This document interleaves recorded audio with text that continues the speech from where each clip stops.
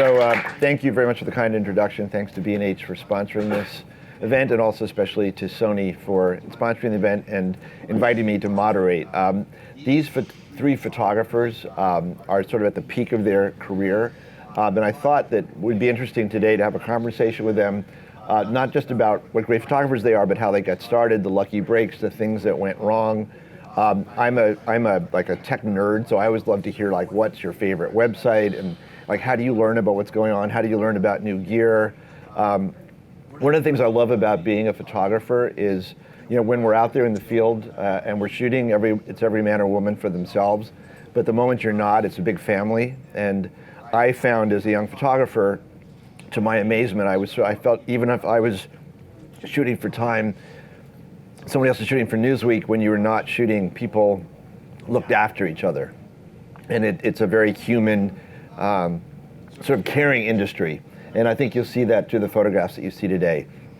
I was going to take a few minutes and tell you a little bit about my own story, and then get into the much more interesting story of the three people here on stage. I got hired by Time magazine when I was 24 years old. And it was sort of a dream. I never studied photography. I did my yearbook in college. I actually went to Time magazine with my yearbook under my arm, and got hired, which I still can't quite believe. And I was just going to show you, these are a couple of covers I shot over the years. This is a picture taken of me by the Prime Minister of Australia, one of my first assignments in Asia. I always ran into other photographers all over the world, mostly in bars. I was always about 10 years younger than most of the other photographers. And I felt so lucky that I was 24 years old and someone was flying me around the world, letting me meet prime ministers and rent Learjets and seeing my pictures published. Learjets in some cases, yeah. Time magazine actually used to let us rent Learjets when it was appropriate. We all wanted our pictures to change the world. We didn't just want to document things. We hoped our pictures would shock people or move them or alter the situation and not just take pictures of things. So one day we were sitting at a bar and I said, wouldn't it be cool if all of you, my heroes, and some of my peers and some young photographers, if we could all go to a country and say on your mark it said go, what would it be like if we had no damn editors? It was just a group of photographers. So I went off and to my astonishment, everybody in the publishing world said, what a stupid idea, but everybody not in the publishing world said, this is so cool, like the best photographers in the world let loose in our country. So we did a book that turned into a whole series of books. We then started doing the same thing where we had a team of photographers, where we had photographers, writers, filmmakers, programmers. So we were doing books, TV shows, movies, apps. And to our astonishment, instead of just doing countries on a day, we looked at emerging topics. I thought because every publisher had turned us down that nobody would be interested in these books when they got published. I actually had to self-publish the first book. No publisher would even publish it. So I thought the media would be equally bored, but it turns out if you invite photographers from Time and Life and Newsweek and Perry Match and OG and Stern, they all go back to their editors saying, I just worked on this amazing project. And so they became sort of our salespeople, and suddenly we were on the covers of magazines around the world. The last thing I wanted to tell you is that one of the assignments I did when I was working for Time magazine was in the outback of Australia. When I walked out of my hotel, the most beautiful woman I'd ever seen in my life was washing the windows of my hotel. So like any good, sort of red-blooded 28-year-old photographer, I took a picture of her and she got really angry, started screaming at me. I apologized, I couldn't calm her down. That night I went to a party and it turned out to be at her house. She was not happy to see me. And in her backyard she had four camels tied up in her backyard, and I asked her why she had camels. She wouldn't tell me. It turned out she was going to walk across Australia for 9 months by herself with 4 camels and a dog. So at the end of the week, she asked me if she could use my name to write to National Geographic, who I had never worked for, but I'd met some editors at a workshop. And a week later, the editor of National Geographic called me and said, we got this letter from this woman who's asking us to fund this trip. Is she going to die out there? Is she crazy? Is she for real? And I said, I've seen her books. I've seen her maps and her camels. And he said, well, since you guys are such good friends, would you like to be the photographer that we send? So I was sent to the outback with this woman who hated me at the beginning of the trip. It became the cover of National Geographic. It was published all over the world. And she wrote a book about it, which has sold 1 million copies in 18 languages. And the last thing I'll show you, it was just turned into a feature film by the guys that did The King's Speech. This is the real Robin on the left. And Mia Wasikowska, who's actually playing in all the screens back there behind you when you walk out. They cast everyone to look like the original people, her father, her dog, me, Robin. It was one of the most interesting experiences, strangest experience to see yourself sort of on screen.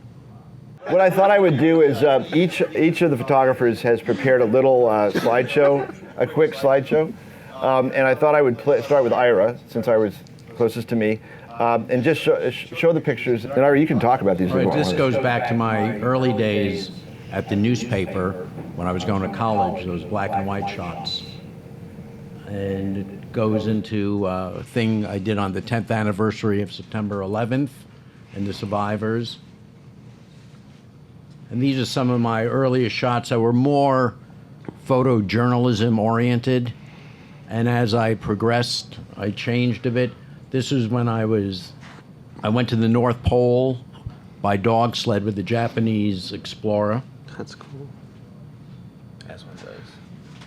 And as I progressed, I moved a little out of strict photojournalism, more into documentary photography and working with people. I started doing commercial photos. We're seeing a few of those now. And also, while I was doing a lot of my work at National Geographic, I got into lighting. So, because I was shooting archaeology and science, and I learned a lot about lighting, and I found it fabulous that I could control my own light. And I started doing more lighting pictures and using strobes and other sources of lighting. These are from a project I just finished, which is going to be published, a book on baseball and Cuba's culture. I've worked the last 3 years on that. Beautiful. And so now we're just getting a little beyond different things I've done recently in Mongolia. That's awesome. So I've changed what I've done. I don't cover news as much, but I do cover culture and people in different cultures. And here's a couple of shots what it's like working. I didn't You look have good in any. shorts. I'm wearing them now. You just can't see them now. Really? Underneath the pants. Oh. Yeah. So I wanted to start by asking each of you how you got your start. Well, actually, when did you first know, Ira, that you wanted to be a photographer? How did you decide that's what you wanted to dedicate your life to? Well, when I was in high school, one of my physics teacher had a photo club, and I thought if I joined the club, I'd get a little better grade in physics. So I learned photography there, and I remember the first time in a darkroom when I saw a print come up in the developer. It just changed my life. This was true magic. And I got hooked on photography. I thought, this is a great thing to do. I started shooting for the high school yearbook and newspaper.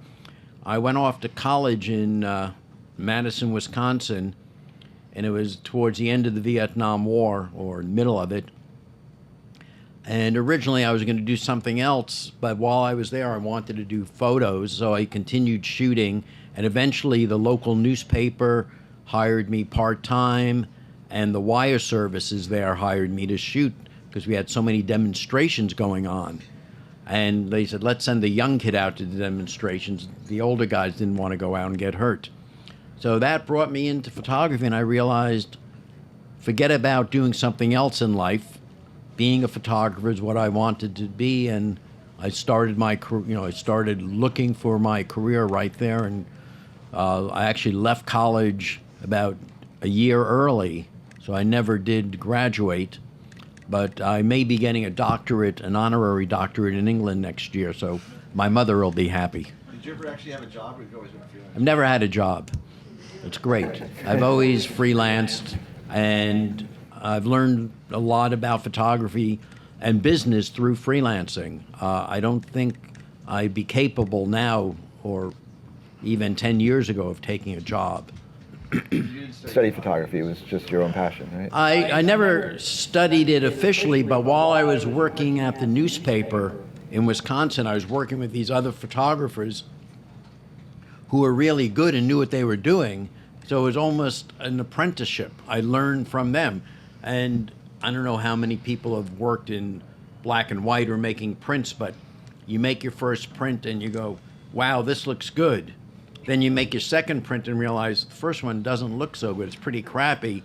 So everything's relative. So by working with people that are doing great work and know their craft really well, I learned it from them. Are you the only one on stage who shot with film? Ben, did you? Or Michael, did you ever shoot with film? Yeah. Okay, good. Film, is that a 4-letter word that's out of the dictionary now? With the first word is F. Yes. Yeah. So Ben, what about you? How did you? When did you know you wanted to be a photographer? I was a failed illustrator. I went to school to be a comic book artist, which did not really work out. Well, now it's working. Yeah, now it's working out. With an app. With an app. With a crutch. I discovered photography because I was my work study job in university was going to the medical school, to the morgue, and drawing dead bodies and muscle systems for the medical students for their anatomy workbooks. And so I had a really good sense of how the body worked, and my drawings were always extremely stiff. It was like everything was perfect anatomy-wise, and it's not really what you're supposed to have in comic books. You're supposed to imply emotion. So I took a Photo 1 class so I could photograph models to get what I want and then trace them. I was on a sports team, and it was kind of awkward to have all the guys on the sports team come into a model studio and me photograph them naked. It was the late 90s, early 2000s. It was very awkward. And so I went to a bookstore and I started pulling out all these like Howard Schatz, Nude Men, Part 7, and I would like trace them to. And one day I pulled out Noctue's Inferno because I thought it was a fashion book because it was like big and tall, and all the fashion nude books are always that size. And then I sat there and was like, wow, this is horrible and beautiful at the same time. It's that beautiful catastrophe sort of thing of documentary photography. And I had this eureka moment, and I sat for about 3 hours in this Borders bookstore, which is obviously not there anymore, and completely changed my life. And my girlfriend at the time was living in Paris, and I dropped out of school and went to go live with her and figure out how to become a photographer. Really, I had this kind of reverse course when I was 20 years old to just be like, this is what. Did you drop out of school? Yes, you dropped. I went back eventually. I went back. Well, I'm doing it the easy way. I'm just getting that honorary doctorate. Can I talk to them too? Yeah, I'll put you right up. So Michael, what about you? Is it Oxford? Is it like That would be so cool. Because I would do that. You would go to I would do that. I would take that honorary degree. All right, we'll work that out. My story is a little different. I was in a different field until September 11th. Both my mother was ill, and September 11th happened, and I was working as a environmental activist in Oregon, and I was hiring a lot of photographers to go out and photograph the national forests, and they were having a much better time than I was. And a lot of things were happening both in my life and in the world, and I decided that I didn't want to sit behind a desk anymore, so I bought a camera and started doing it myself. And then realized how awful I was and went to grad school. Yeah, and didn't finish. So did you study photography? I studied visual communications at Ohio University. Yeah, and I went for a year. Terry Eiler. And then I got a job at the Oregonian with Mike Davis, and that was it. Wow. Never went back. So actually, that leads to my next question. Again, maybe for Ira, when I know that I was inspired by a lot of photographers when I was getting started. I picked up books, Noctue. I mean, all these people. I wanted to see what other people were doing, and it wasn't to copy them. I just wanted to see, okay, who's telling stories and how are they doing it, and what's the style. And Ira, I'm just curious if you can remember back, when you were getting started, were there particular photographers who you thought, okay, that's the kind of photography I want to do, or that you don't want to do? Well, now you're reaching back into my memory, which when I was getting involved in photography, Life magazine was still around. I think Look magazine may have just folded. And I think there was one story in Life magazine by a photographer who's not with us anymore, Bill Epridge. He did on, I think it was called Needle Park. It was a story about a girlfriend-boyfriend drug addict. Now, Needle Park was, I think, 72nd and Broadway. And it was amazing to me because he basically lived with them for a couple of months. And I realized the drama that he was able to capture and the relationship he was able to make as a photographer. I thought, how could someone do this? How could you go into a stranger's life and get so close to them? And I thought, this is really cool to be able to take your existence and learn and see what other people are doing. So that really, that's one story that inspired me. And then looking at all the other classic photographers, Cartier-Bresson and Robert Frank at that point, and that was a point in life where documenting people, being a journalist, and as far as color, later on I started looking at Ernst Haas and what he was doing with color. So these were all early influences, and these people are legends. Cool. Ben? Well, I mean, definitely Noctuay's Inferno inspired me to become a photographer, and I think I had to teach myself photography by looking at books, and it was either in a bookstore in St. Louis where I was at school, or when I went to go to Paris. There were a couple of really good bookstores, and I remember I'd be going to Fnac or something like that, and in Montparnasse, and I don't even think that exists anymore. But that particular bookstore, but it had a great photo section. I would sit down and look at like the way David Allen Harvey or Steve McCurry composed. I mean, I learned a lot of my initial sense of composition and how light and color played off of them by looking at those two photographers. And then I started looking at a lot of photographers whose work completely stymied me in terms of like Jacob Sobel's work, who's come along in the last few years in terms of the way he does intimacy or black and white, very contrasty. He's like, I cannot shoot like that. And I find myself drawn to work by photographers who I can't shoot like that. And that's kind of the work that inspires me to like kind of push beyond how I think myself. I at this point in my career, I don't even look at work that is similar to what I do anymore. I want to look at things that I can't do. Yeah. And that is what really kind of tries to help me push the envelope, because one of the things, I think it's a small semantic nuance when we say the difference between when we take pictures and when we make pictures. But I think, I tend to think of myself as making pictures. And if you're going to make pictures, you always have to make something new, make something different, push what you are doing as an artist or as an image maker. And I don't want to fall back on the same, old things that worked for me in the past. I always want to go beyond that. So Stretch yourself. Push Yeah. yourself. Oh. I think that's really important. Michael? Well, for the first couple of years before I went to school, I spent a lot of time on the floor at Powell's in Portland looking at photo books. I always liked a lot of different things. I looked at a lot of Howard Schatz. I looked at Eugene Richards. I looked at all the stuff the guys from Seven were starting to put out. They had just founded their agency at that point, and they were starting to do their workshops and whatnot. And I went to one of the workshops right before I went to grad school, the first one in Boston. It was amazing.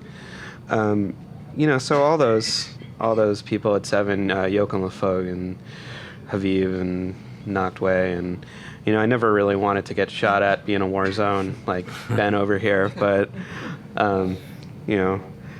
I enjoyed the way and looked up to the way that they could see, the way they thought, the way they could see, the way they captured images, and I wanted to be able to do that also. I just didn't want to get killed in the process. Who does, really? Right, who does, really? But, I also,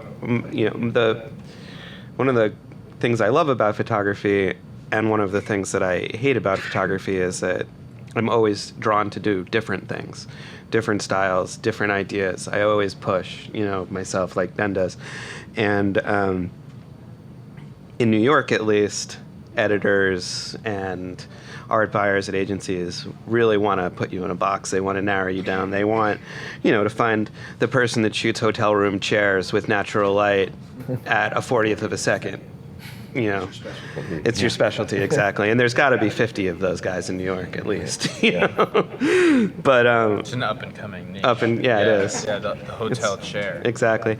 But I shoot film, I shoot digital, I do motion, I shoot documentary, I do advertising, and I don't want to stop being able to do that. It's always, more interesting to me if I'm doing different things, but it can be challenging in this world. Nowadays, I think there's more freedom to be multi-dimensional in terms of your storytelling abilities. I think that whole idea of being, and certainly in the commercial world, I think the stereotyping and bucketing is still very true. The thing that's nice, I think, about a lot of the journalism now is people are looking for new ways of telling stories that don't look like people have seen before, like Ben's cover of Time magazine. Suddenly, the idea that it's not whether you have a really expensive camera, but that you're able to tell stories in a unique way that catches someone's eye when they're passing a newsstand. How many of you here in the audience have shot with film?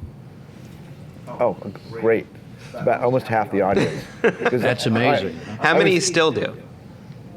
Nice. All right. Dude. So I was talking to a young photographer the other day who had never shot with film, and he was saying, well, what's the difference? And I said, well, imagine you go out on assignment for a week or a month, and you can't see the pictures. You don't know if the film stock you're using was good to begin with. You don't know if it got x-rayed on the way back. You don't know if your camera was functioning properly. You don't know if you had a piece of dust in the back of the camera that was scratching every single frame in the middle. You don't know if the lab that developed your film developed on a Monday when the chemicals were fresh and were too hot, or a Friday when the chemicals were old. I mean, now when you think about it, talk about literally shooting in the dark. And this was just how it was done. And now, people are sitting there chimping, looking at their pictures and missing all the other pictures taking place because they're so busy reviewing what they shot a second ago. In grad school. Just to stop you from doing that. Yeah. I know, it's just that you keep stopping yourself from sort of getting in the flow. Well, one of the things we did at Eddie Adams a couple of years ago, at least on my team, is we only allowed people to shoot JPEGs, not RAW files. And they could only shoot with one lens. Right. They So only it was let us like, shoot 36 pictures.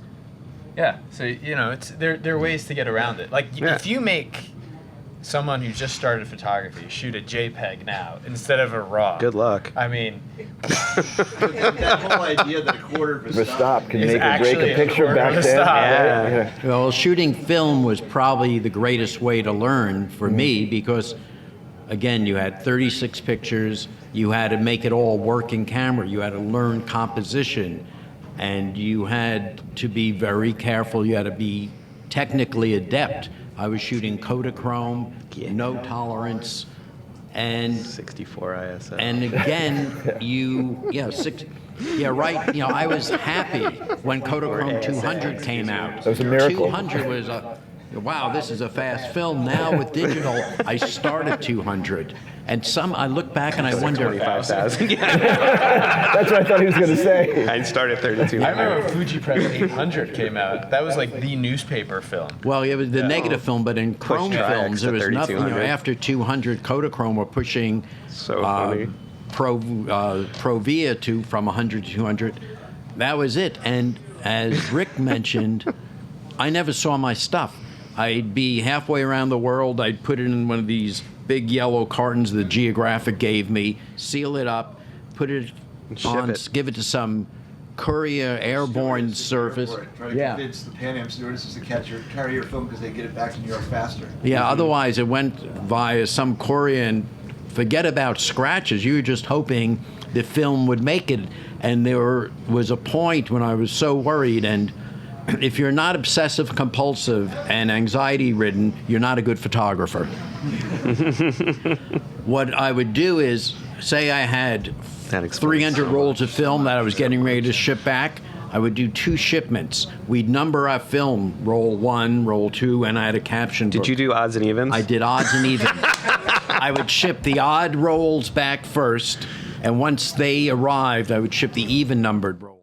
Because if I was shooting a subject, maybe with 2 cameras, I'd be shooting, and roll 1, roll 2 would have the same subject. So I'd ship roll 1 back with the odd numbers, and then once I knew they got there, I'd ship roll 2. So if one shipment didn't make it, at least I had something covered. Ah, those were the days. Yeah. No, It's just amazing when you think any of that actually ever worked. It worked all the time. And the idea now that you can actually that you can change the ISO in the middle of shooting and suddenly crank it up because you just walked inside, or don't worry about fluorescence.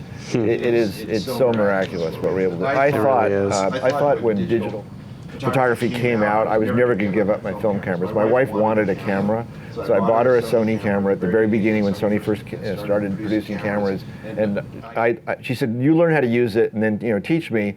And literally, I never picked up my film cameras ever again. It was completely cold turkey overnight. The moment I could delete the bad ones, share the good ones, fix them, put music to it, do slideshows. I had little kids then. It was like, this is so miraculous. Crazy. And even the quality back then was not nearly what now. Digital is so much better than anything you can do with film for the most part. I still like shooting film for certain things, but it's pretty amazing. So the next question I have for you, Ira, is, no matter how talented you may be, or Extremely talented. Or questionable. but there's always, when you talk to photographers, there's always like one moment they point back to in their career is like the lucky break, like where you turned left instead of right, you met somebody, the story broke in front of you. I'm just curious if you each have one story where you can look back and say that was like, in a movie it's the inciting incident, it's the one thing that set your life off in a different path. My lucky break was probably when I was in school in Wisconsin. One of my friends was in journalism school. I had dropped out, and he ended up at Nat Geo being a photo editor. So he opened the door a little bit, but I still had to see the director of photography, Bob Gilka, who is the king and still is of director of photography at the magazine. He died about 2 years ago. And he was a gruff guy, but I was able to get an introduction because my friend he was from Milwaukee and was the director of photography originally at the Milwaukee Journal. So I had a Wisconsin connection, and I was told to go by my friend to go in with a story, and I proposed a story out in Montana on a buffalo roundup. So Gilka's told me, well, we'll give you a bunch of film, a bunch of processing, and a little money to get out there, and let's see how you do. Because you can't compete. He was seeing the best photographers in the world, and here I was 26 years old trying to get my foot in the door. I shot the film, and I'm waiting for the call back, and I get a call from him, and he said, "Come down to D.C." So I thought, well, that's good news, because if they didn't want me, they would just go, "Hey, see you next month," or something. I got down there, and he said, "I got some really bad news for you." I go, I'm shaking. Somehow, all the Kodachrome that he'd given me was too young, or there was a problem with the film. Everything came out with a green cast. Nice. So I was... It's your green period. Yeah, I was sort of devastated. Make it black and white? But I I was green back then. I was a green young photographer. But I think what happened was, even Bob, who is, not a sentimental guy, felt so bad for me that they had given me some film, and either the film or the processing had gone wrong, that he actually gave me an assignment afterwards. So I think that was a fortuitous break. So we should send some corrupted cards in. Yeah, for hope and pray. You gave me corrupted Sony cards, and now I'm... my lucky break? Yeah. My entire career has been a lot of serendipity, and I think has been me being able to recognize, the way life has put something in front of me and jump on it and make the most of it, and that's been a lot of what has led me to completely do different things over many years. I think my career started with when I came back to the U.S. and had convinced myself I wanted to be a photojournalist. I worked for a little bit in D.C. And there's kind of a bit of a roundabout story, but when I was a student, I went to go Israel and the West Bank to shoot there.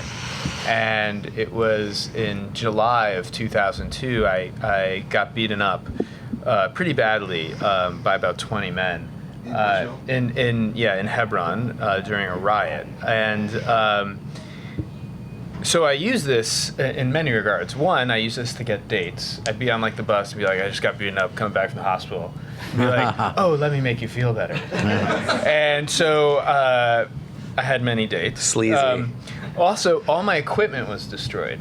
And my mentor at the time was the DC bureau chief for Time magazine.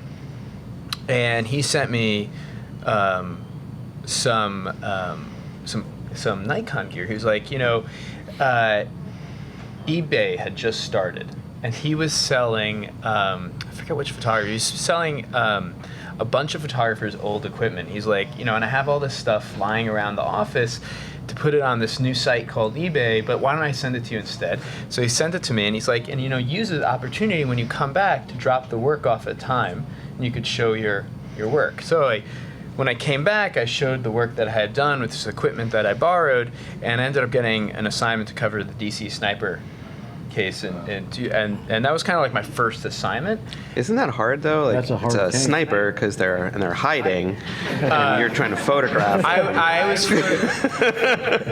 was wearing camo, and no, I mean it was interesting. It was like going to all these memorial sites and stuff like that. I think probably the best takeaway from I met all my friends covering that I have to this day covering What about me? that event. Not you. I mean, you're a newer friend. Okay. Yeah.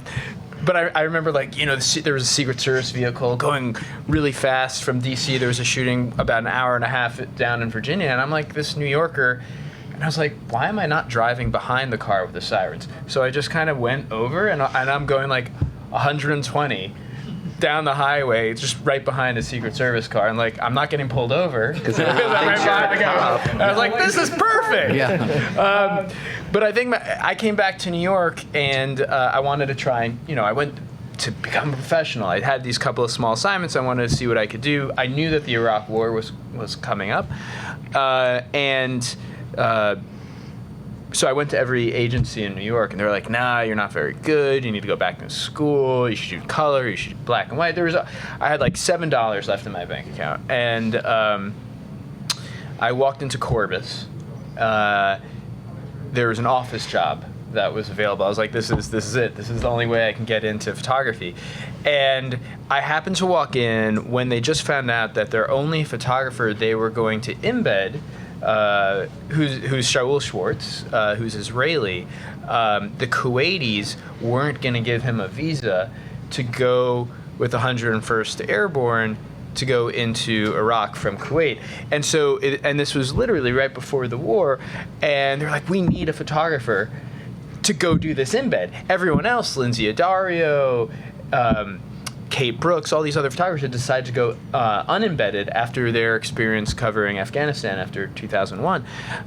And so right then and there, David Laidler, who had just passed away last year, he turned to me and he's like, do you want to go to Iraq? It's like, yes, I do. Yes, I do. And that was it. And he's still with us, ladies and gentlemen.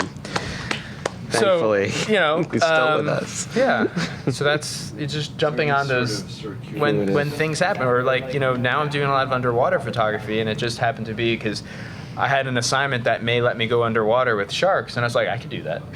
And they're like, okay. And then all of a sudden, now I'm shooting sharks around the world. Never say no to any assignment. Right. Oh yeah, I could do that. Yeah. I could go to the North Pole. I could shoot a chair in a hotel. I could do that with natural light. 40th. I did it. Yeah. It was amazing. Rocket. What about you? What about sort of that moment? Mine all comes down to this crazy European dude building a house. I was in grad school, and I was supposed to go and intern for Joachim Lafogue, and he decided at the last minute that he was going to build a house instead of have me as an intern for the summer. So my professor at OU called Mike Davis at the Oregonian and got me a contract job there for the summer. And then Mike called Marcel Saba in New York and got me an interview at Redux. And then Marcel Saba said, no, we don't want anyone to go to China, but if you want to go to India, you can go tomorrow. And so I did. And I lived in Bombay for 3 years, and that pretty much started my career. Do you All speak because, Hindi? no, Okay. all because, Can you do the head shake? yes, all because he wanted to build a house and he didn't want me to come and intern for him. Yeah. Yeah? I mean, I think the one thing. Crazy, right? The one thing I think Everybody kind of said, don't ever say no to anything, even if it sounds like the dumbest, stupidest. I'm not. It's not something I want to do, or it's not exciting. You never know what's going to turn into. I mean, that particular assignment may be awful, but then once you're out there, you're going to find your own stories. I mean, the other thing that I think is probably a common thread here is you go out there thinking you're going to see one thing, and you find something totally different. One of the most frustrating things I found as photographers, very often the editors back in Washington or New York had a certain idea in their mind of what the story was, and you get out there and it's like, that's not the story at all. And sometimes it's a real fight to say, well, you guys, like, sometimes they would say, you're just the photographer. Or the writer tries to Make the story that they had in their head while you're out there, and you have to say that, no, that's not going to happen. That's not happening. And because, you know, I mean, it's not, I'm not trying to diss the editors back in the home office, but they just, No. No. Don't do that. They're amazing. Editors, Wonderful you're people. amazing. No, the Art moment, jobs they have. the moment of truth is when you walk off the airplane to a new place and you realize everything you've researched and everything people have told you about Is Brought the wrong totally plug wrong. adapter. is not there. That really and, wrong and every story I've worked on, I've had to reinvent Forgot your cards at home. right Oh, away. God, I've done because that before. People sitting back in an office have a perception that's not real, and until they trust you enough to know that you've got boots on the ground and know what's going on, you're not going to be trusted, and that's Oh, yeah. a hard thing to Though overcome. occasionally you get someplace and the weather's 100% different than what you thought it was going to be, which means then you can go shopping. Right. Or you get off the airplane in Bangladesh and there's a riot at the airport because there's not enough planes to go to the Hajj, and you have to sneak into the trunk of someone's car to get through the crowd on your first international assignment. Yeah, I mean, the other thing is very often the editors are basing their assignment on the last time someone shot that story or that country, and the last thing you want to do is do another version of the same story someone's done, and usually it isn't the same story anymore. So, as Ben just said, you hope the editors trust you by the time you get out there to tell them this is actually the real story. I'm going to ask one more question, and I'm going to show Ben's work. So I want to ask the opposite of what I asked you a minute ago, which is what's the worst thing that's happened? What's the thing that's gone really bad? In a way, maybe you've actually told that story because you've each told about getting beat up or having your film go green. But is there one? Ira, do you have a story about something that was like, the moment where you said, "Oh my God, this is simply, not going to work," or just a moment of sort of a huge failure where you thought my career's over, I'm done here? Well, there are always moments along the way, especially when you start a story and a coverage. When you first start, the momentum's not there. You really haven't got a handle on it. And as it grows, as you spend more time, you meet people who tell you, this is going on here, this is going on there, and it's like a web that starts spreading out. And at some point, you do get. I've always been depressed the first couple of weeks on every story I've done. Couple It of just weeks, he doesn't- says. Well, this goes back. First couple of I'm the most. You had a couple of weeks. I'm the most veteran of everyone here, so I go back to Couple the days weeks. when there were budgets, and then suddenly it opens up.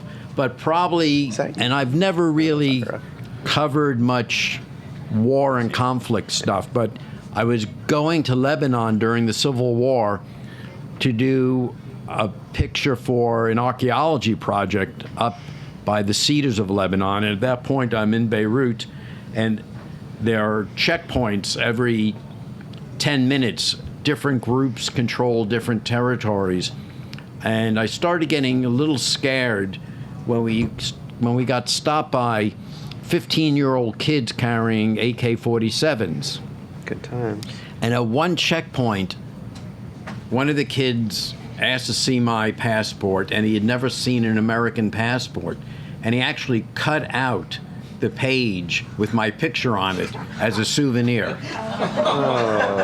And that was the really I was about 28 years old then. It was still early in my career, and I'd not done that much international traveling, and I thought, wow, how am I, what do I do now? How do I get home now?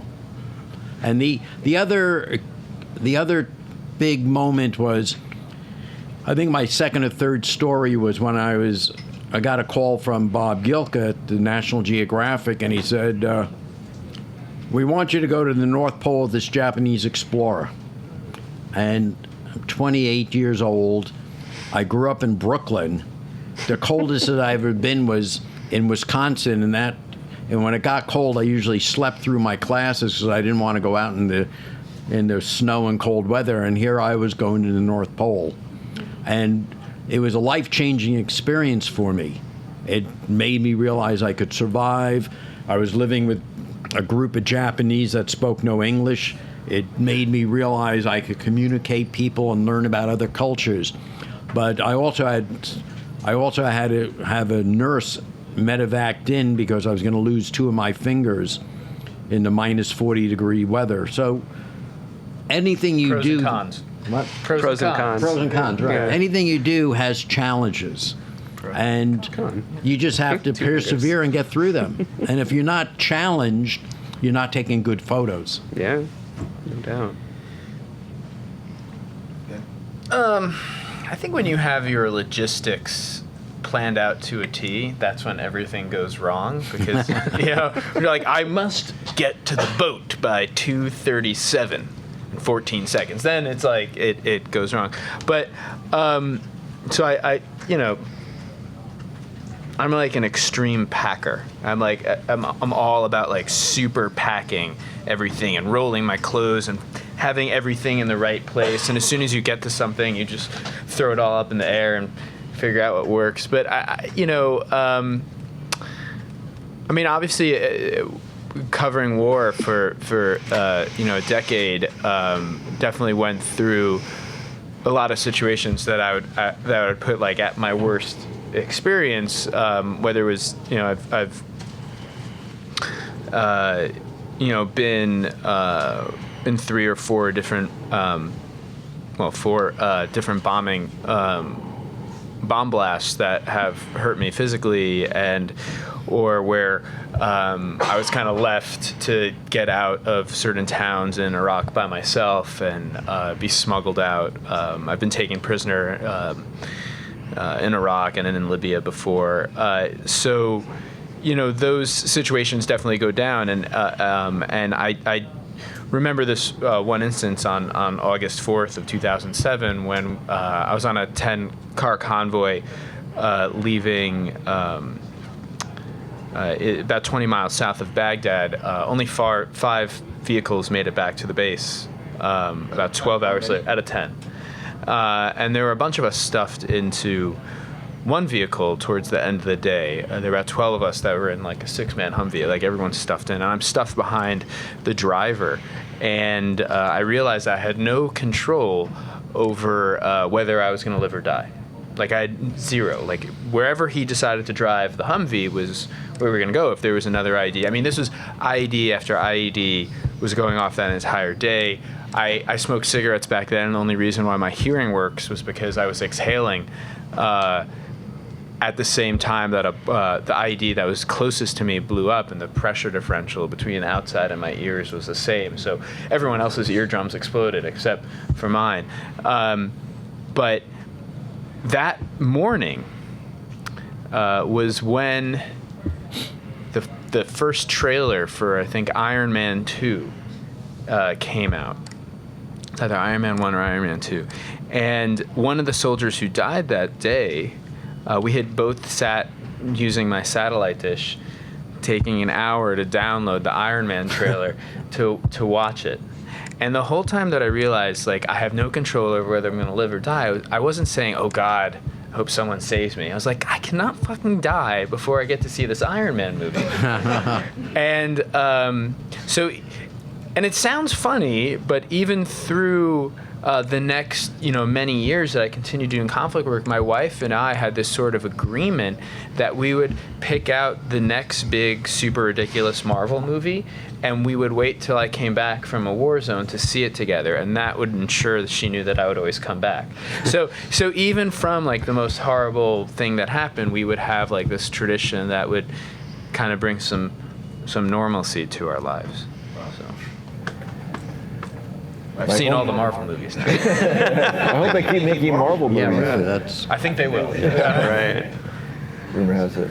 Well, I never lost film or cards. I never had work corrupted, but I was on a personal project riding a motorcycle cross country, and I got hit by an SUV, and I was out of work for 2 years.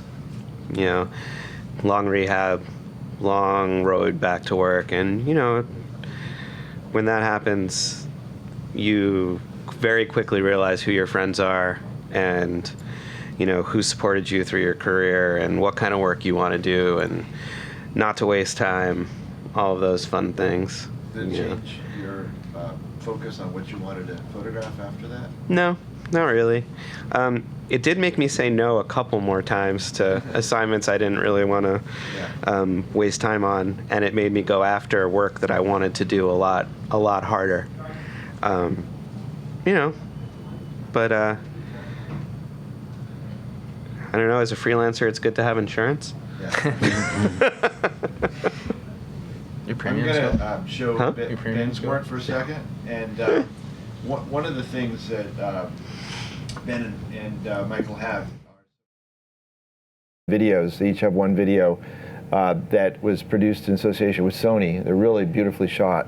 So at the end of Ben's, I think I'll show your video, and then we'll talk some more, and then we'll finally go to Michael's piece as well. So the way I planned out these images is kind of a more broad look at how my career has progressed, starting from my beginning work. This is actually that day, and kind of this image, which really changed my career and how I thought about creating visuals that would tell the story. This was a book I did of 6 years in Iraq through Humvee windows. And then another chapter of it was all through night vision goggles that I was lucky enough to borrow from soldiers I went out with. And so one of the things that are important to me is trying to find new visual ways to tell the same stories in documentary. This is the oil spill in the Gulf of Mexico. That's cool. I never saw those.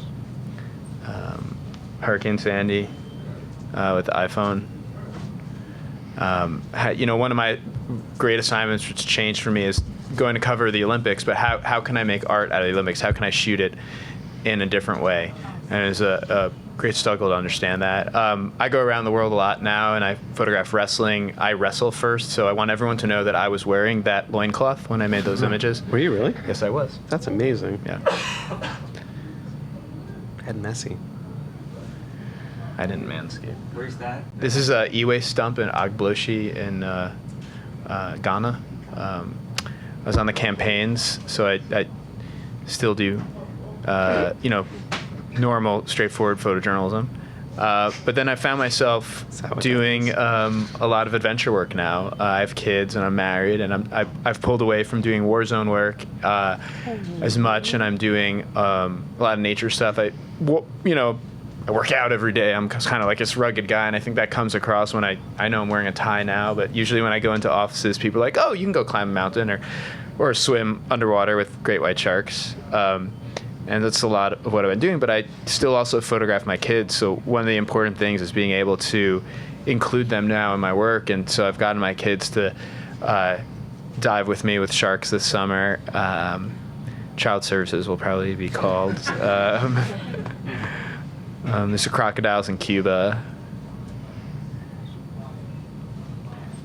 Were you in a cage for the crocodiles? Yeah. No.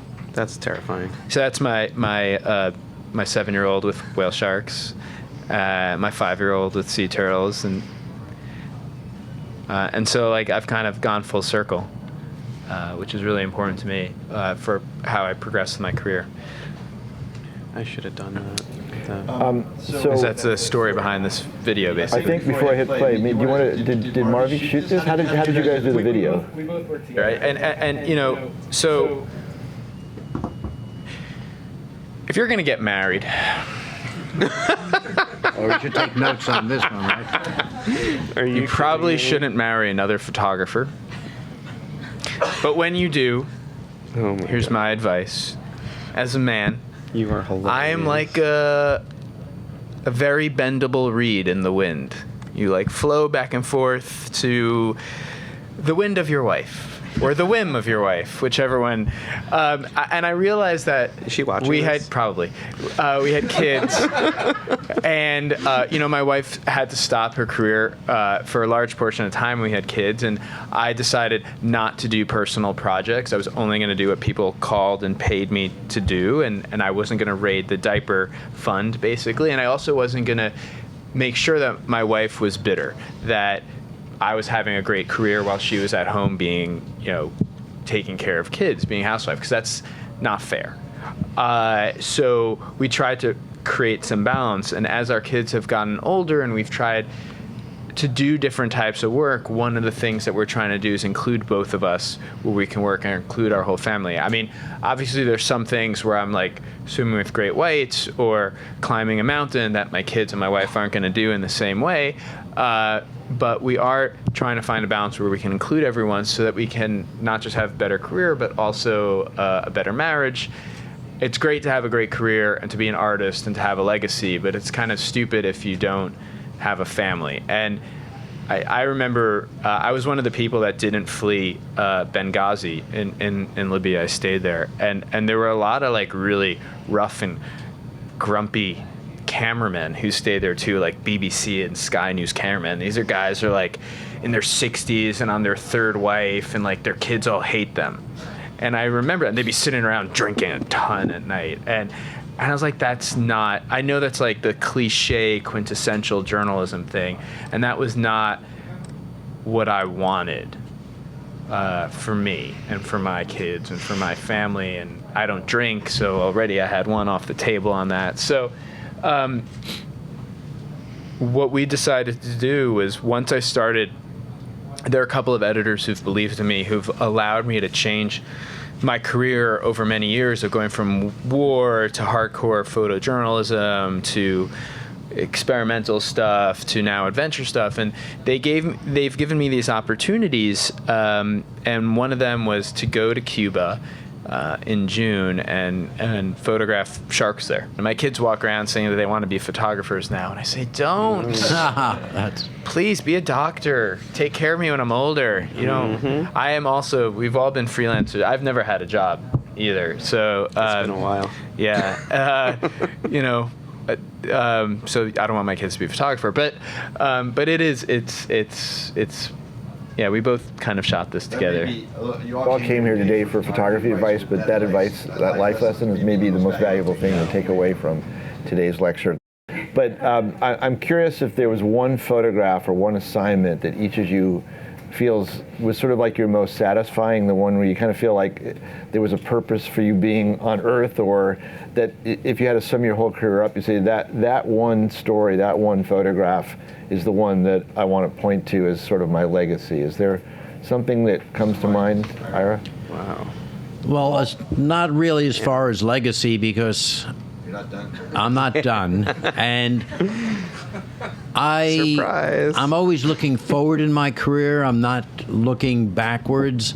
I think whatever I've done has helped me get to where I am now, and using all that information, all that experience to continue shooting, to continue doing better and different things and growing and learning. Once you think you know it all, you're in big trouble. So it's a matter of moving forward. So there's no real legacy, but as far as a life-changing event, it was definitely me going to the North Pole, the real fish out of water. It made me realize what my personal limits were, which were really none at that point. I figured if I could do this, I could do anything. And that's a good way to be when you're a photographer, thinking that you can do anything. And photographically, it taught me that I could do pictures, I could bring back stories that would inspire people, that would make people realize there's stuff out there in the world that they're not going to see.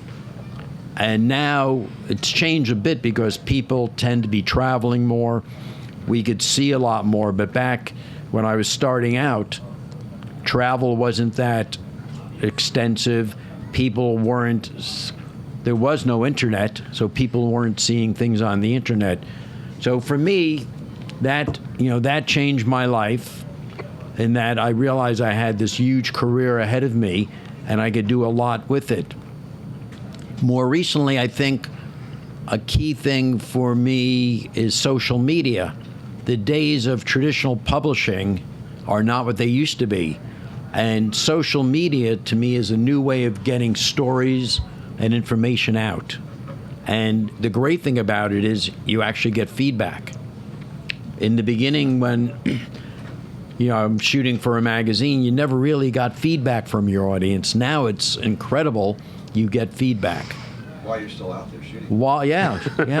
It's a totally different experience, and that's part of my idea of just looking forward and seeing what can I do now that's different. Just like the rest of the guys here, it's don't stop growing and changing. So I'm not thinking of legacy yet.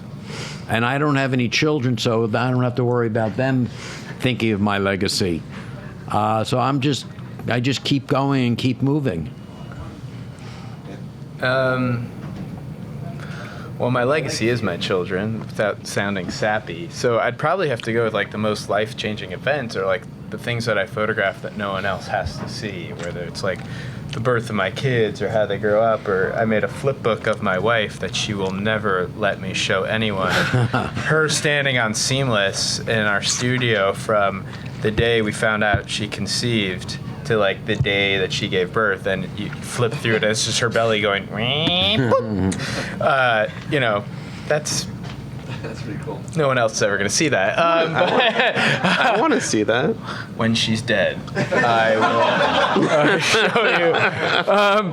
I got some of those. I mean, there definitely been photographs that I've made at certain events which changed the course of my career or my thinking, which led me to rethink the process of how photography works.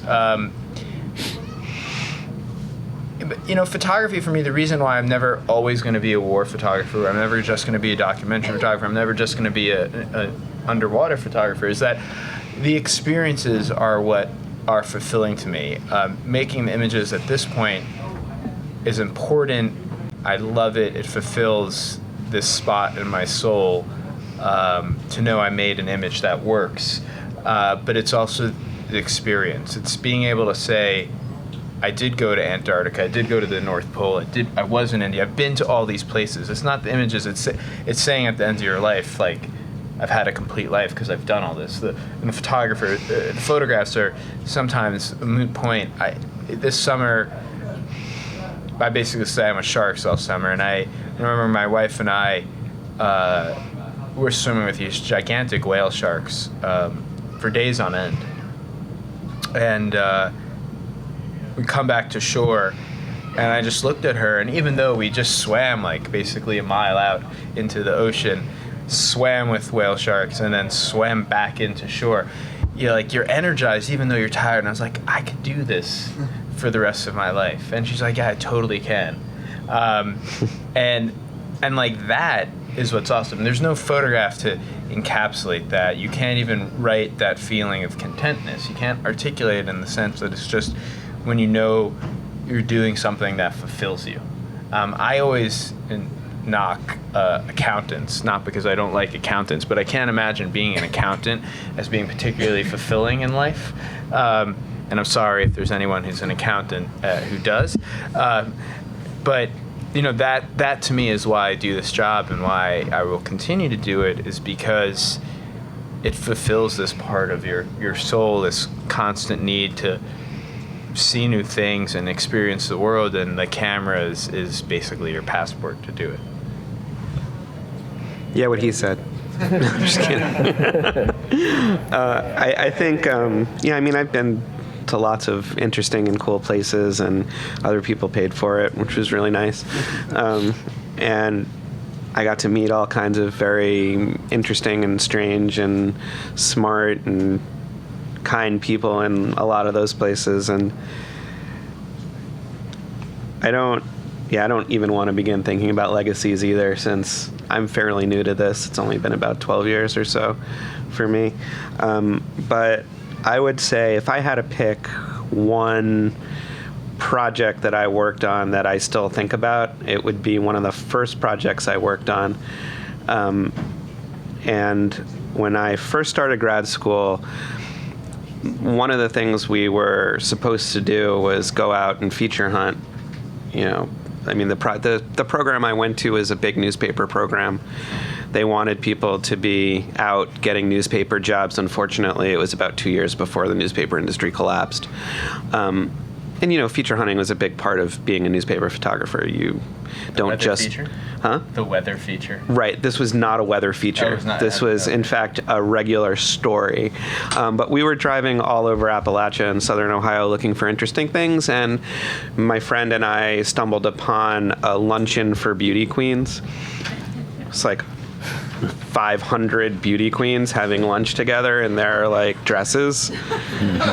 It was a lot.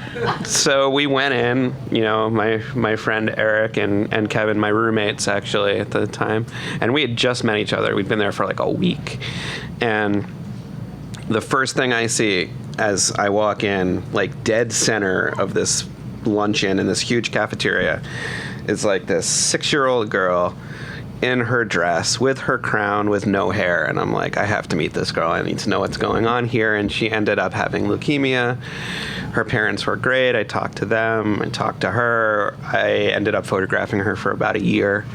And through all of her struggles at the hospital, and through her time as the little apple queen of Jackson, Ohio, and it wasn't in another country. It wasn't, a super sexy story. It wasn't, Antarctica, which would be really cool. I'd like for someone to send me to the Arctic, please. Anybody? Arctic is in the north. Either one. Antarctica. Either one. I'll go to Antarctica or the Arctic. Once you understand the difference. Please send me somewhere cold. With a research station, and 500 beauty queens. Right, and 500 beauty queens. And I'm kidding, Jen. That's my wife. And but it was amazing to be allowed in, and to meet her, and to be able to form a relationship with her and her family, and be a part of a very intimate moment in her life. And I think that's one of the best things about being a photographer, is that you get to experience those things. Even if they're not your family or not your friends or not someone you're close to, you get access and you get let in to events that you would never normally see. And, 10 years later, 12 years later, she's graduating from high school. She's going to go to college. It's amazing, and I love this stuff. Kept up with her. Yeah, of course. Yeah, wow. It was the first real project I ever did. Yeah. And it's great.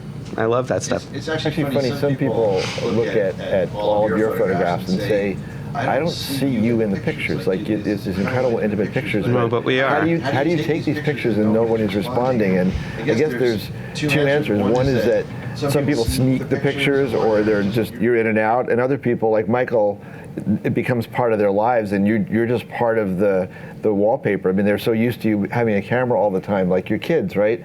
That Dad always has a camera, so that camera becomes invisible, and I think those are the pictures often that are so magical, because it's there's no sense that they're being photographed. People put up that photo face for about 2 hours, and then they inevitably they can't keep it up. They revert back to who they are, right? You wear them down. Yeah. So I was going to show some of Michael's work here. So we'll show his slideshow. Pictures that I applied to grad school with.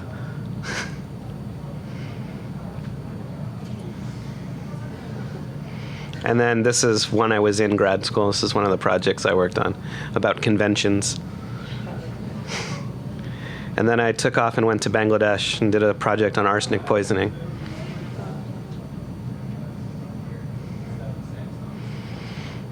And then in between shot an ad for Nike. And then hung out with her. That was on the way to the hospital. Okay. And then moved to India.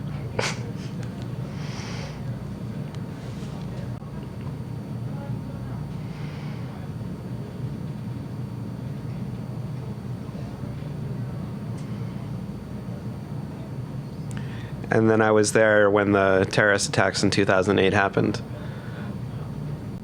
Covered those for 3 days.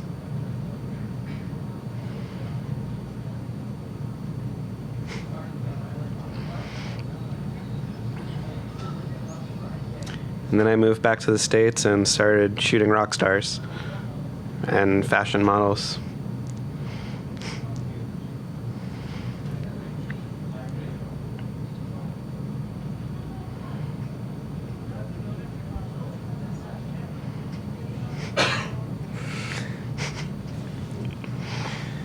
And heiresses, and shooting a lot of advertising lately.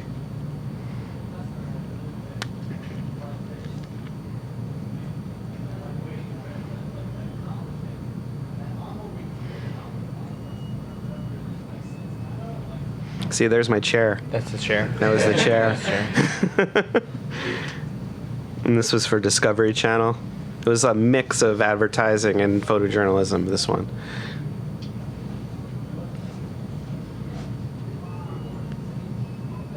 This is about chronic pain. The whole new phenomena of sort of silent cameras. One of the things that Sony's really pioneered here, this idea of mirrorless silent cameras. Could you guys want to talk a little bit about your experience of moving from the world of Canons and Nikons to Sony, and what that transition's been like, and why are you guys now Sony photographers?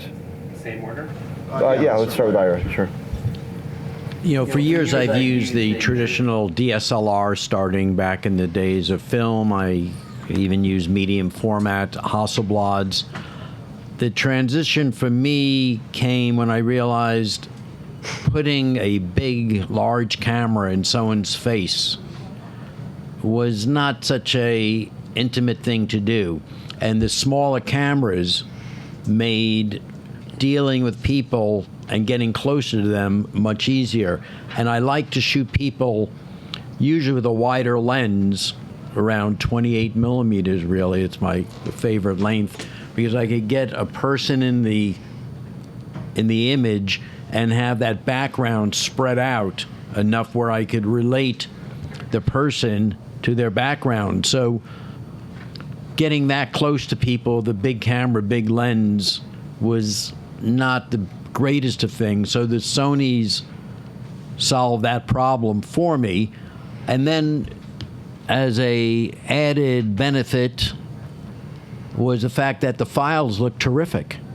I just love the way the dynamic range worked. I could get exposures and contrasts that were not capable before.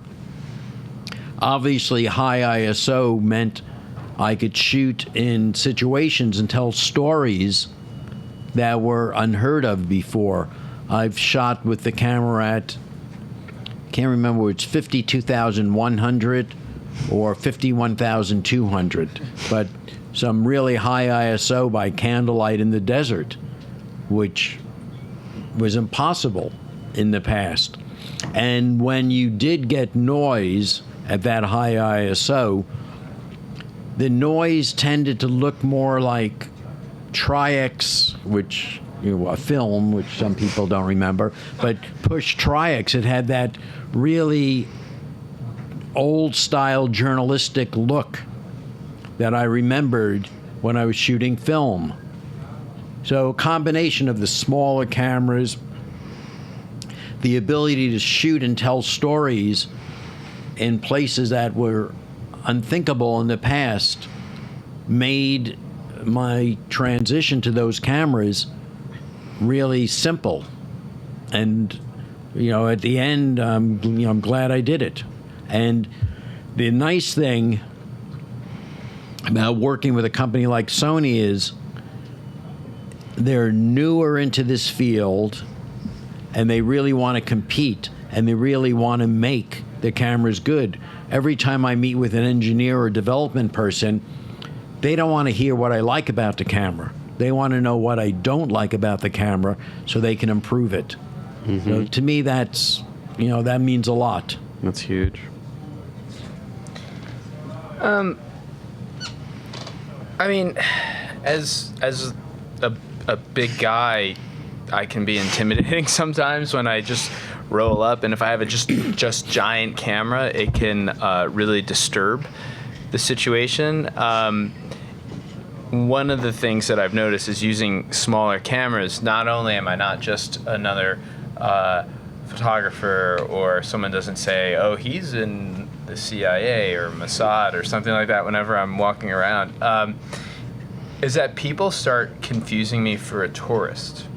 And when I was younger, when I first started, when I was like 21 or 22, I wanted like the biggest zoom lens with the biggest bayonet and the battery grip, and I wanted to look like the part I imagined I was supposed to be. Did you have a scarf? And I had a scarf. Yeah. It's very important for people who want to be photojournalists. If you have a Nikon camera, you would never have a Nikon strap. If you had a Sony camera, you never wear the Sony strap. You would always have an off-brand, like a Domke strap.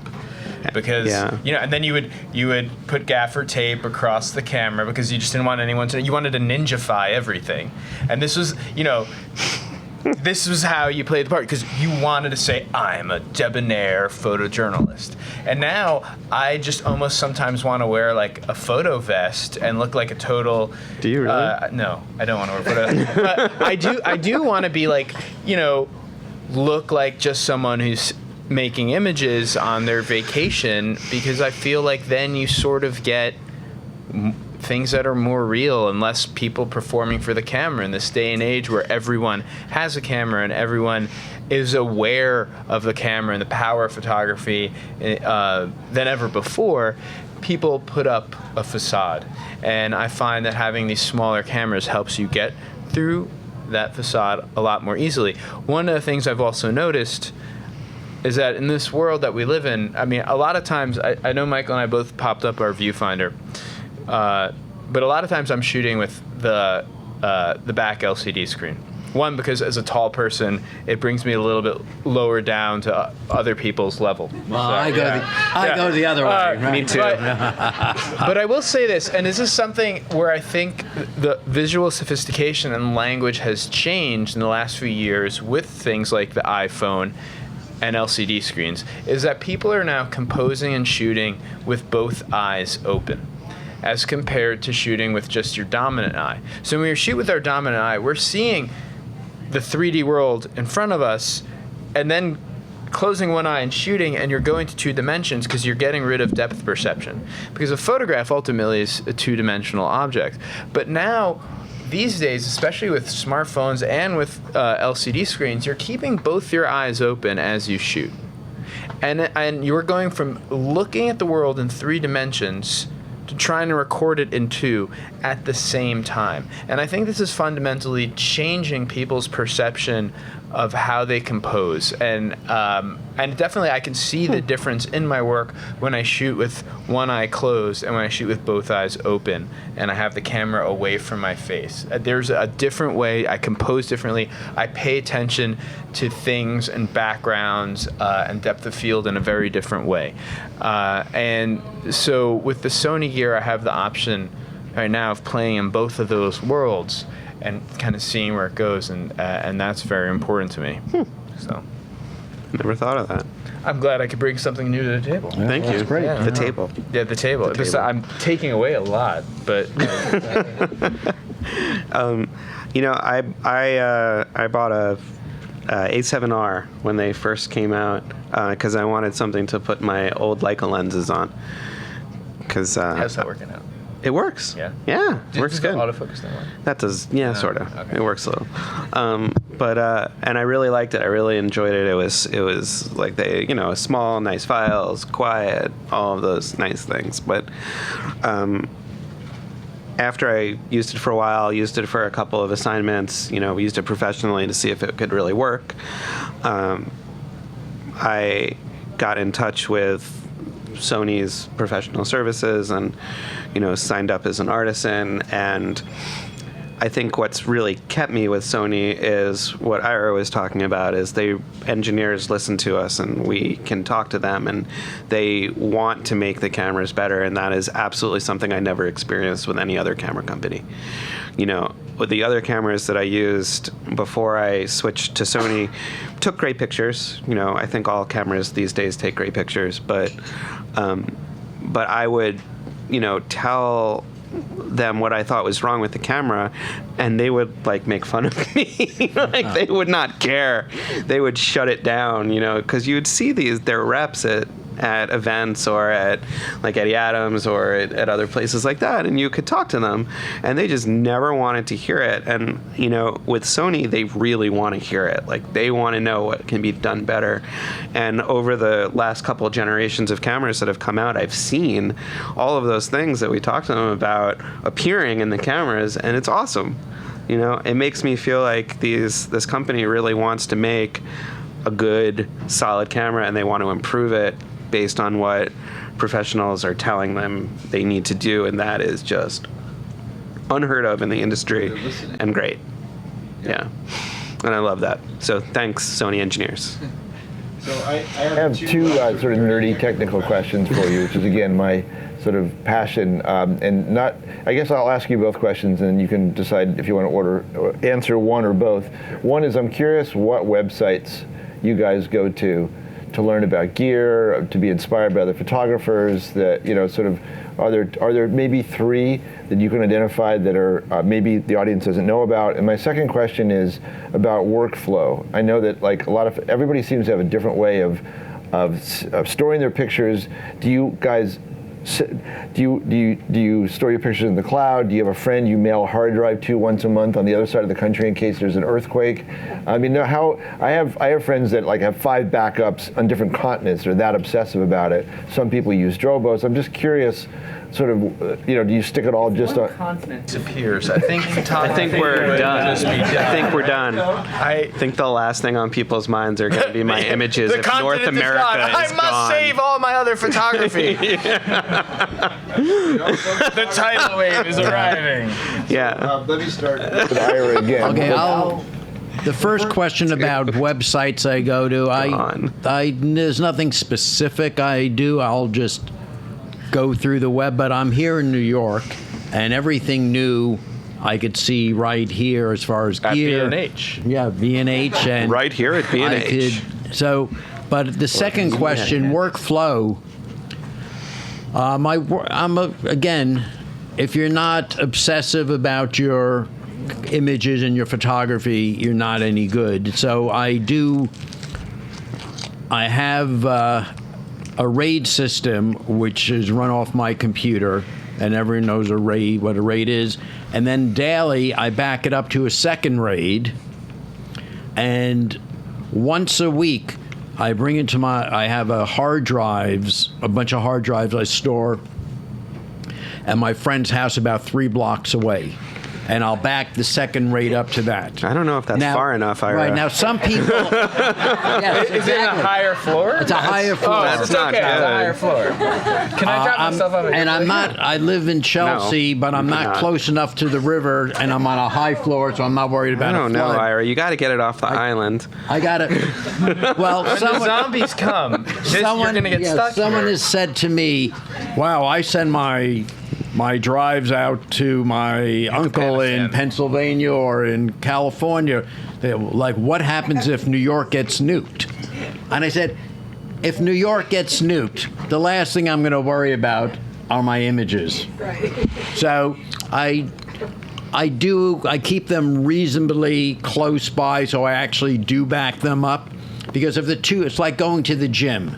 If your gym is an hour away, you're not going to go that often. If your gym is 20 minutes away, you're more likely to go. So if my off-site backups are only a couple of blocks away, I'm more likely to do it once a week. And even then, there are sometimes I only do it once every 2 or 3 weeks. So Living dangerously, my friend. yeah, I try to be careful, but I try to be reasonable. And as far as other workflow goes, every photographer has a way they do things. And as far as actual workflow, how you import your images, whether what software you bring them into, there's no perfect way. There's only the way that works with the way your mind works and how you are as a human and what your workflow is. In reality, I have an assistant that does all that stuff.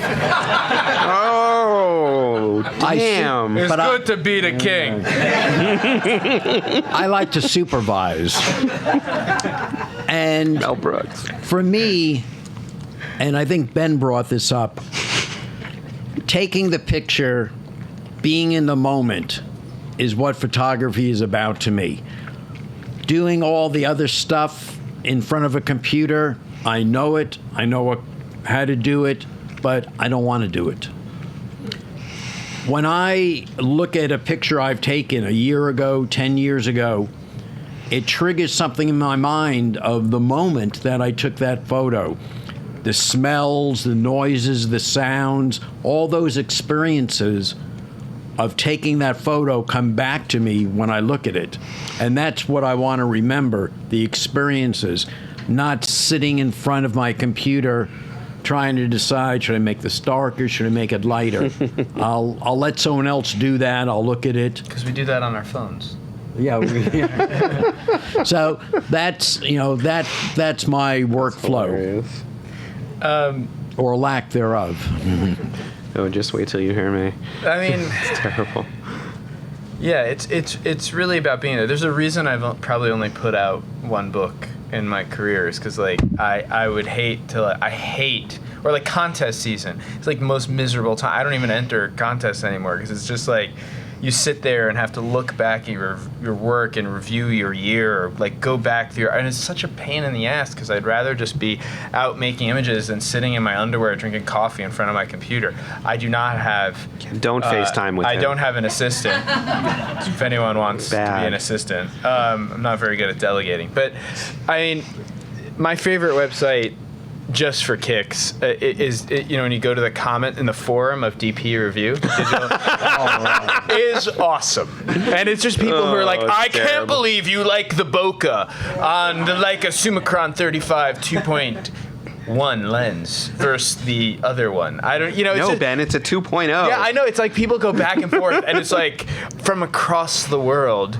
Like it'll be people having an argument in India and in like Sussex in England, like over like the bokeh qualities of 50 different 35mm lenses. With some dude in Bayonne. Yeah, it's amazing. And you just read through the threads and you're like, this is ridiculous. And you see what time they came in, and it's like Trump Twitter storm feed. It's like it just comes in the middle of the night. It's just random. Be like, no, awful. This lens is so much better.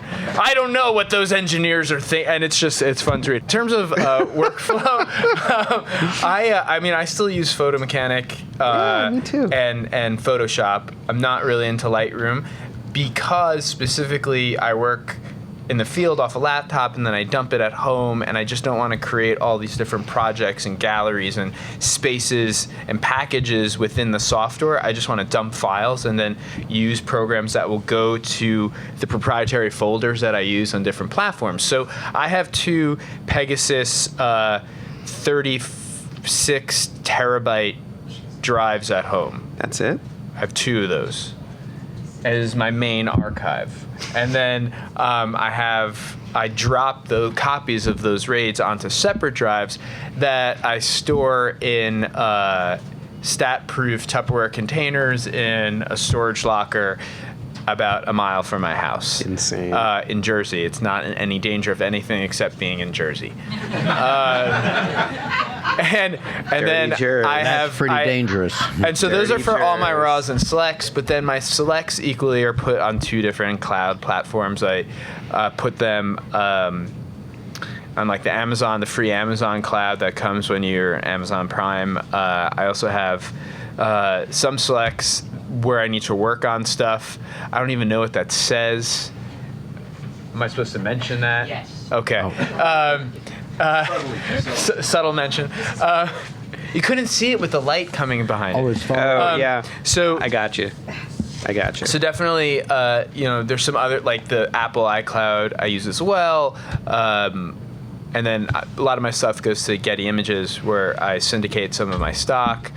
So they're different places where I put my selects and Nice. let them live and breathe and stuff like that. So my workflow is kind of a disaster. So is my archiving. So if there are any like library sciences people out there who want to come to my office and fix my archive, bring it. I'll Bring say it, this: every please. file you ever shoot should have its own unique name. That's true. Oh, yeah. That is For true. me, every That is picture true. I've I ever have made that. from the beginning of my career till now Yeah. has its own unique name. Yeah. And I don't mean it's like, oh, hey. It's like, oh, hey, number 1. No, it's like the date, the Yeah. client who you shot for, the subject, the number file. It's all that. Right. It should be in your, so that's one way to do Not the digital camera, not asset the camera number. camera. That's bad. Not the news. camera number, yeah. Not your name, which I do because sometimes if for the client. If someone calls me, it's like, I want to know what you were doing on December 1st, 2007, I can find it right. like that. So with That's when my assistant knows how to move. Get outta here. Hilarious. So we've been given alphauniverse.com for Sony information. Yeah, that is. That is a that is a good website site. I look to, especially if they're doing a story about me. Right. alphauniverse.com is a And good Sony Alpha Rumors is also a great. one. Stop it. So If you want to see fan hey, mock-ups. let me finish, mister. Okay, go I haven't talked about my archiving situation yet. Do it. I need help. I know. I'm glad to No, help I'm you. just kidding. So, I it out I also use Photo Mechanic. I also use Lightroom. I also use Photoshop. I do all of those things, and then I just kind of, put them on hard drives and put them in a drawer. I can show you the drawer. Hope for the best. Oh my God. It's right there. It's a drawer. That's it? That's pretty much it. No, Wait, you were I knocking also. me for mine and Yeah, that's I'm it? just kidding. Oh. So I also put my everything I shoot on the Amazon cloud. Literally every picture I shoot goes on the cloud. Although it's hard to upload them. I was gonna say it takes forever. Yeah, to and then upload, it 42 megapixel and then it quits, files. and then you have to do it again, and it's kind of a disaster. So I've started using Photo Shelter again, and that seems to work a little bit better. But I'm still looking for that solution that makes a little more sense. And really, I like Ben and other Thanks. photographers. No, I don't really like you as a person, but like Ben and other photographers, I don't like looking at my old work, very much. I like to move forward. I like to be shooting. I don't like to be dealing with my archive. So, it's kind of a disaster. But I can, just based on my memory, find the particular hard drive that an old shoot is on, because I write it with Sharpie on the outside. Oh, that's high tech. It's very high tech, I wanna- and I can just go through them and look and see which shoot is written in Sharpie on the outside of the hard drive. See, you wanna Unfortunately, design I have some zip drives from the beginning. Oh my Whoa. God. Wow. Do they make like a way to convert? No. Well, you'll find. no. You want to create an archiving system that, like, when you die, Someone and else can your figure lawyer out. is trying to like divvy up your archive, they know where to find everything. My wife has Ew. threatened to just put everything in a garbage can and burn it. Well, as you get older, Right. and you have wiser. but More also forgetful. have more photos. Right. I have a lot of years more photos than you gents. It's true. Combined. And you need a system that you can search very easily, and my system works. So when I do a presentation, I'm able to find my images very quickly. Would you mind sending your assistant to my office? All right, we'll take it. Well, actually, for my archive, I tend to use Lightroom to bring stuff into, make any adjustments. But for the actual archiving system, I use a program called Media Pro. Media Pro is now owned by Capture One.